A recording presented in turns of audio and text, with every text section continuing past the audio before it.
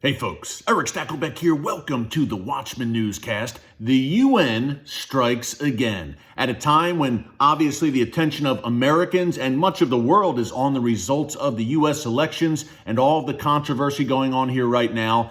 The United Nations takes the opportunity on Wednesday, November 4th to pass count them folks, 7 anti-Israel resolutions. Not only that, one resolution in particular denied any Jewish claim to the Temple Mount, which is the holiest site in all of Judaism, really in all of the world, where the first temple, Solomon's temple, and the second temple, Herod's temple, once stood. By the way, if you're a Christian, Herod's temple is the temple where Jesus taught, where he chased out the money changers.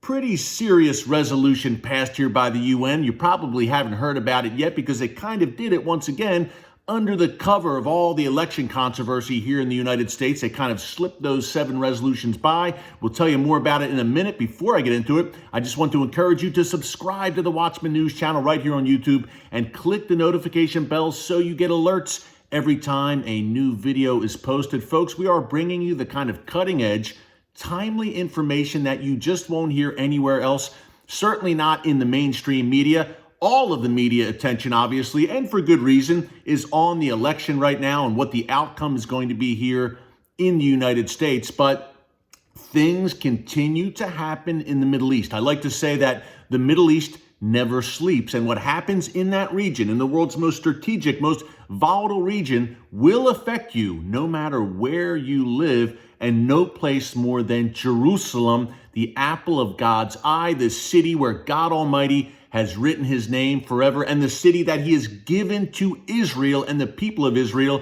as their ancient and ancestral capital. But that's not the way the United Nations sees it. Oh no. As I mentioned just yesterday, Wednesday, November 4th, the UN, I'm going to check out my laptop here and I can quote to you directly. The UN passed these 7 anti-Israel resolutions, which were basically slamming Israel over supposed human rights violations against the Palestinians and what's going on in Gaza, which is run by Hamas, a terrorist organization. Yet the resolution condemns Israel over Gaza and not Hamas over Gaza. Hamas, which has controlled Gaza for almost 2 decades now. But I digress. The resolution yesterday, which was passed by the UN General Assembly's 4th Committee in New York City, this resolution was titled, bear with me folks, I'm reading it directly off the laptop here, Israeli Practices Affecting the Human Rights of the Palestinian People in the Occupied Palestinian Territory. Remember, all of Israel is occupied in the UN's eyes. In the Occupied Palestinian Territory, including East Jerusalem. The interesting thing about it is Jerusalem is united, right? In 1967, in the wake of the 6-Day War, Israel reclaimed Jerusalem. The IDF reclaimed Jerusalem, and Jerusalem was once again united, never to be divided again. But that's what the forces at the UN want to do. They want to divide Jerusalem. God's city is Jerusalem, as I mentioned, but God is a God of unity and not division. And I highly doubt that he wants to see the city where he has literally written his name be divided. So they passed the resolution focusing on occupied Jerusalem, in their words, the UN. Here's the kicker. Now, I said this was one of 7 anti-Israel resolutions passed at the UN just yesterday, Wednesday, November 4th, almost under the cover of night, I'd like to say, because the complete attention of the world, and understandably, is on the United States right now and what's happening with the election outcome. But the one resolution in particular, the one I just described, really caught my eye and caught the eye of the Jerusalem Post, who I'm quoting here, because in that resolution, it identified the Temple Mount, again, the holiest place, not only in Judaism, the holiest place in all the world, immensely holy for Christians for reasons I just described. Jesus taught in the temple on the Temple Mount. God's divine presence dwelt there. In Solomon's temple, on the Temple Mount. Most coveted, most holy place of real estate in the world. God has stamped his name there forever. But the UN referred to it not as the Temple Mount. They referred to it in this resolution just passed yesterday as Haram Al-Sharif. Literally no mention of the Temple Mount. Now, Haram Al-Sharif is the Muslim name for the Temple Mount. meaning it's a Muslim possession. Essentially, Muslims control the Temple Mount. That's their view. And the UN apparently ascribes to that view, because in this resolution, the words Temple Mount were not mentioned. Jerusalem, or the Temple Mount in particular, was identified as Haram Al-Sharif throughout the text of this resolution. Folks, that's a big problem. It denies history. It denies the reality of the situation. The Temple Mount is the Temple Mount. It's the place, again, where the first and second temple once stood.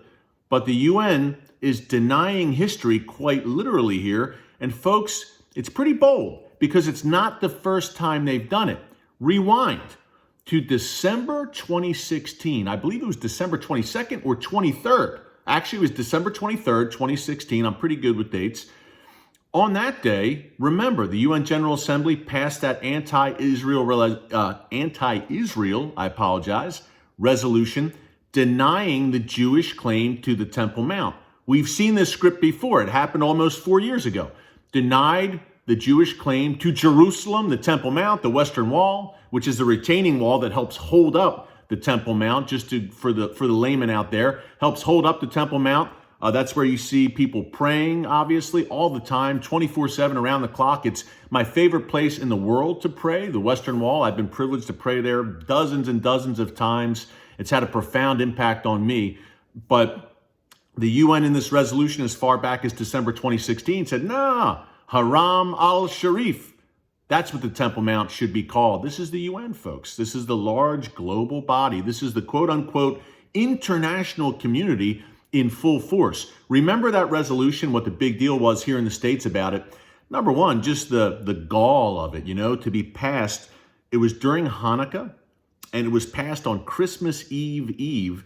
This resolution that was completely offensive to Christians and Jews, December 23rd, 2016. That's number one. But number two, the really interesting thing is that the Obama-Biden administration abstained from the vote on the UN Security Council. Usually the U.S. would always side with Israel, right?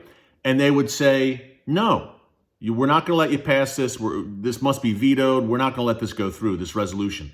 The Obama administration abstained.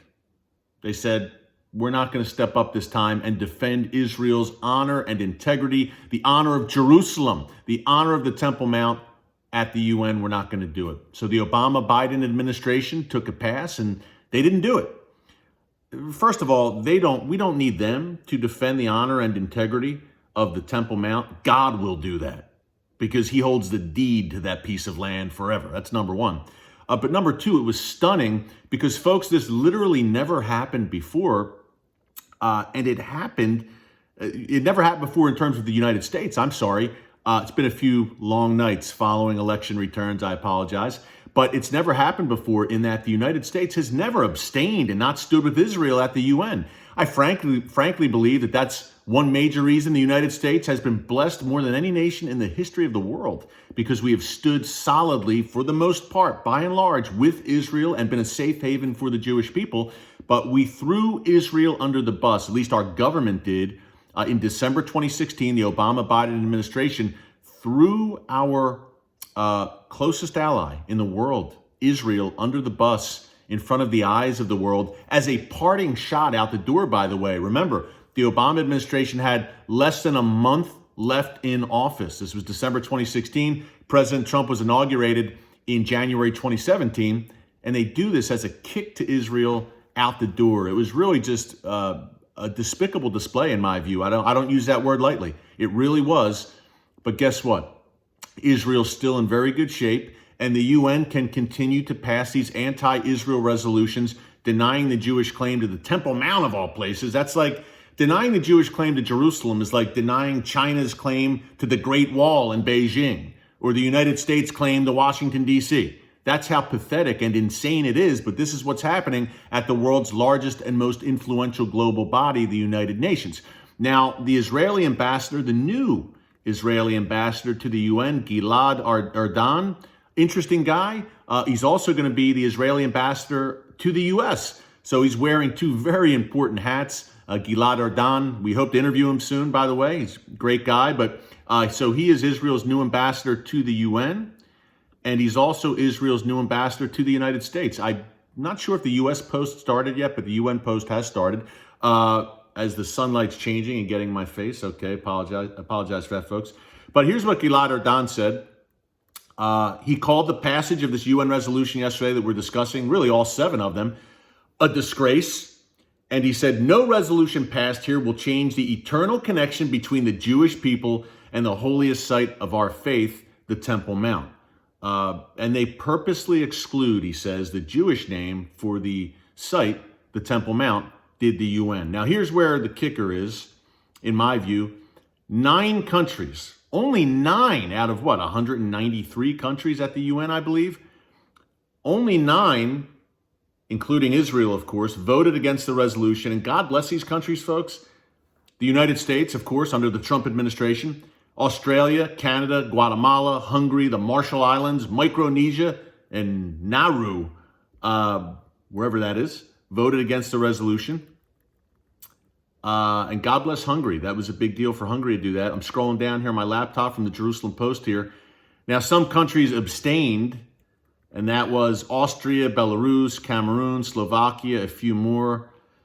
You know, we'd love to see you do more than abstain.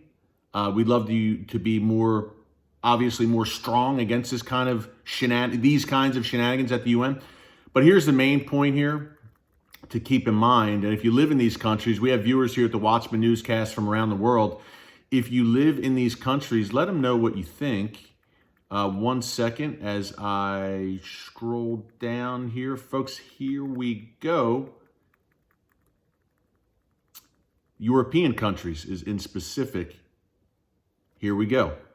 23 European Union states supported the resolution, including the United Kingdom, including Spain, including France, supported this resolution. 23 European Union nations supported this resolution condemning Israel and referring to the Temple Mount in Jerusalem, the ancient and ancestral capital of Israel and the Jewish people, referring to the Temple Mount as Haram Al-Sharif. So if you are in a European Union country, let them know what you think about it. You know, you can say, shoot an email to your local representative, EU representative, and say, hey, this is ridiculous. We don't stand for it. So that's pretty sad to see the nations of the West, who should know better, supporting this anti-Israel resolution. And folks, the strange thing about it is that the Sunni Arab nations, who are all coming into the fold now with the Abraham Accords, we've discussed it many times here in the newscast. I encourage you to check out our archives. The Sunni Arab nations, they get it more than Europe does. The Palestinian issue and all the rest, the Europeans are still obsessed with the establishment of a Palestinian state and these kinds of anti-Israel resolutions at the UN. And the Sunni Arab nations, although they likely supported, I'm almost positive they supported these resolutions for their populaces, I'm sure, but they understand the stakes in the region, whether it's the Iran threat. They understand the greater need in the region is to confront the Iranian regime, not establish a Palestinian state at all costs. So very interesting, the dynamic there, where Europe does not seem to get it, yet the Sunni Arab nations increasingly do, like Jordan, Egypt, the Saudis, UAE, Bahrain, Oman, and more. So very interesting dynamic here. Just wanted to share that with you, although all of our attention is focused, obviously, on the U.S. election right now. The UN still up to its old tricks concerning Israel and Jerusalem. We will continue to keep an eye on it here at the Watchman Newscast, folks. Hey, while you're at it, pray for the peace of Jerusalem. Now more than ever, because the world, you know, the book of Zechariah talks about a day when Jerusalem will become a cup of trembling for all nations, that all nations will come against Jerusalem. Do we see some harbingers of that here in these UN resolutions? And thank God for nations like the United States that stand with Israel and Jerusalem at the UN. Pray for the peace of Jerusalem. And if you would, I'm an American. I'm living in the United States, obviously. I love this country. Pray for my country right now, the United States. We could use all your prayers for peace here and a resolution that the truth comes to light. That everything done in darkness will be brought to light and the truth will come out. So we pray for that resolution here in our election. God bless you. We will see you again Tuesday. Who knows, maybe sooner with all the things happening in the world. Until then, God bless you. And remember, never hold your peace.